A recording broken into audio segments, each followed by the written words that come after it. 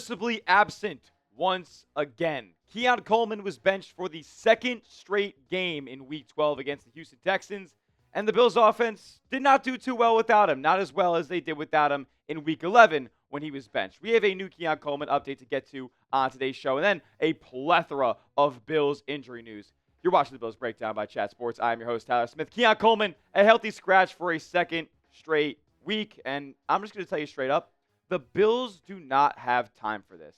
They do not have time for Keon Coleman to be a child. They do not have time for Keon Coleman to be an undisciplined professional athlete here. He needs to be a professional athlete, and he just has not been to this point. His production hasn't been there either, so they decided to sit him in Week 11. They decided to sit him in Week 12. They're going to need him back for Week 13 and beyond because this offense was absolutely atrocious. More on Keon Coleman and more in just a moment. But first, make sure you are subscribed to the channel. Help us get to our next milestone of 9,000 subs here on the Bills Breakdown. We just got a record number of subs on a video a few days ago. This right here would be setting a channel record, no doubt about it. If you want free, informative, entertaining Bills content every single day, this is the place for you. Go down below and hit that subscribe button right now. All right, this Keon Coleman benching the second time around makes me think that it's more than just tardiness. Keon Coleman was late to a team meeting on the Friday prior to the Tampa Bay Bucs game. He was planned to play in that game. Like, the Bills coaching staff had no really inkling to sit Keon Coleman for that game, even with the lack of production and even with the prior disciplinary action that had been taken against him. But was late to that meeting, and they scratched him. And now that he was a healthy scratch the second straight week, especially when you consider that the Bills had multiple injuries at wide receiver, like Mecole Hardman just went on IR, and you had Curtis Samuel out for this game. You had Dalton Kincaid out for this game. And you're telling me that being late over a week ago made him get benched the second time? Like, it tells me that there's more leading up to this, and maybe it's just a boiling point. Maybe it's the response to how Keon Coleman came to practice in the walkthroughs this week, but the coaching staff clearly was not satisfied with what Keon Coleman had to respond with after the initial benching. Another week on the sidelines for number 0. And the Bills' offense suffered as a result. Like, let's be honest, the Bills' passing attack was non-existent in this game. If you didn't watch and you just look at the box score, you would think Khalil Shakir had a monster game. Well, a lot of those yards came after the catch. I'd say a good 80% of those yards came after the catch. I mean, over half of Josh Allen's yards came after the receiver caught the ball. And those two big catches from Coleman that totaled nearly 80 yards were on bubble, like their orbit screens, and he made a couple defenders miss. And then your second leading receiver was Taron Johnson, the third down running back. Your third leading receiver was Jackson Hawes.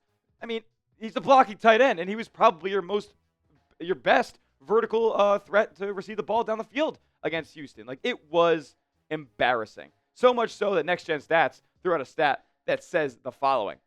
It said that entering the fourth quarter, Josh Allen has already traveled more yards by distance from snap to whistle than any Bills receiver by over 60 yards. He ended up being the third most yards run from snap to whistle there. But I'll tell you what, that tells you a couple of things. It tells you this Bills receiving core still stinks. They can still not separate. And it also tells you that the offensive line broke down, which we know Josh Allen was sacked 8 times in this game. He was running for his life. But like in that Panthers game when he was running for his life and had that big completion downfield, it just couldn't happen in this game. You were playing a much better defense.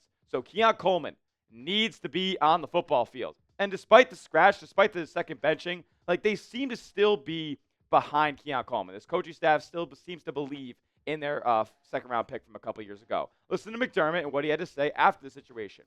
He said he was late for a team meeting. That was my decision. It is disappointing, but I still believe in the young man. We get to a certain point, and I got to do something, but I believe he will learn from it. Well, in the immediate aftermath, he did not learn from it. Bills legend Andre Reed, he still believes in Keon Coleman here, but I'm not so sure that I do. McDermott, in the response to Keon Coleman and speaking to reporters after that Week 11 game, because he made time for the media after being benched against Tampa Bay, Sean McDermott said this. We went to this quote a couple of days ago.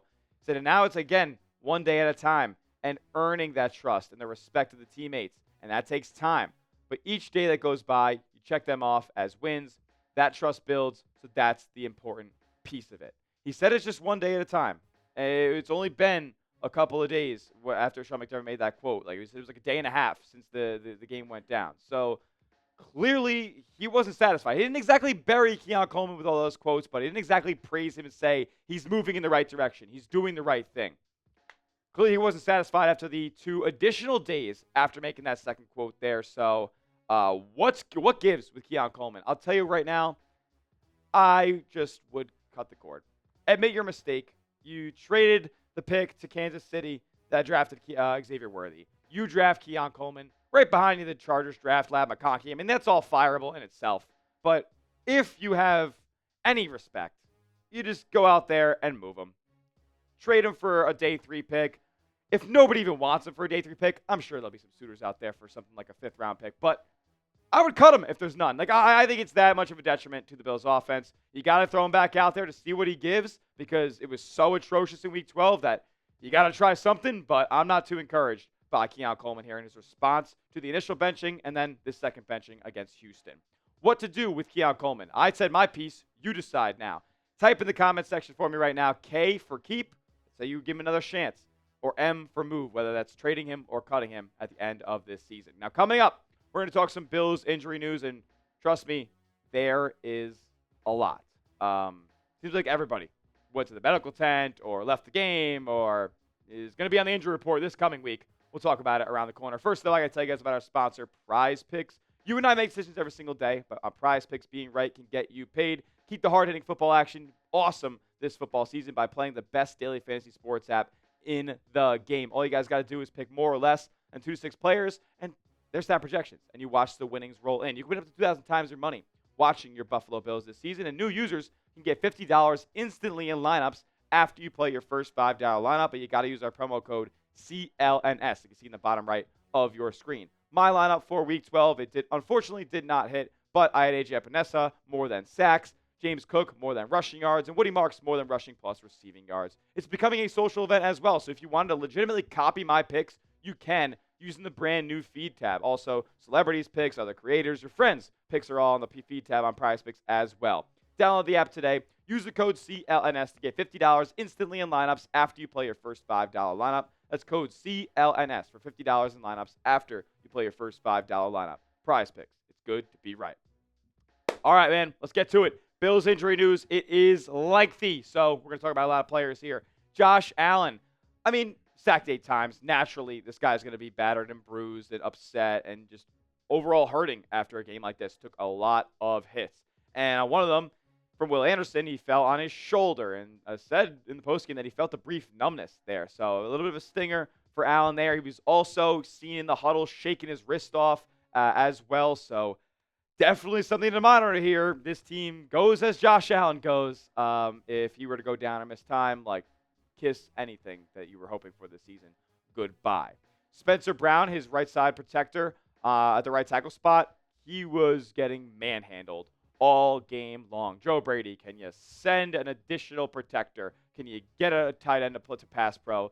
Because you were sending your guys out there to get slaughtered. Spencer Brown was one of them, and you could see him leave the game. They ended up pulling him for Ryan Vandermark late, and he had pads everywhere, just padding everywhere on his shoulder, on his arms. He was looking like the Michelin Man out there. Says it's his shoulder and upper body injury per banged up Bills, and he left the stadium in a sling. So not good news at all for Spencer Brown, one of the best right tackles in this league. Terrel Bernard, speaking of slings, he left in one as well, and he was ruled out mid-game. I went down with an elbow injury. Matt Milano basically just took a face mask to his elbow when trying to make a tackle. Bills seem to get hit with friendly fire more than a lot of teams, man. It's super frustrating. Bernard ruled out for the rest of this game. He was also in a sling, and banged up Bills did say that it is more encouraging that it's an elbow injury rather than something in the forearm where that would be some tendons and you'd be pulling stuff or tearing stuff, and you'd be out for a long time. Hopefully this elbow thing isn't too long term, as Bernard's been dealing with injuries all season. This one's huge. Max Hairston left with a potential concussion, left for concussion evaluation and did not return. And a couple other Bills did go into the Blue medical tent in this one. So when you consider Max Hairston leaving in this one for concussion evaluation and not coming back, might have one. And that would mean he probably would miss the next game in Week 13 against the Steelers. So that's not good news at all. You're going to be seeing more Trey White out there getting absolutely toasted in coverage. I liked what I've seen from Max Hairston so far this season, but unfortunately the injury came when he led with his head on a tackle. That cannot happen. Got to be safer out there and protect yourself, even if it means not making the play like you want to make the play. All right, some more Bills here hurting during the game. Not gonna say that these guys really suffered an injury. They weren't pulled from the game or anything like that. Well, actually they were, but then they were able to return. Connor McGovern did not miss a play though. He was able to return on the ensuing series after going down with a little bit of a left leg injury. He was definitely hurting and getting bullied by the interior of that Texans defensive line.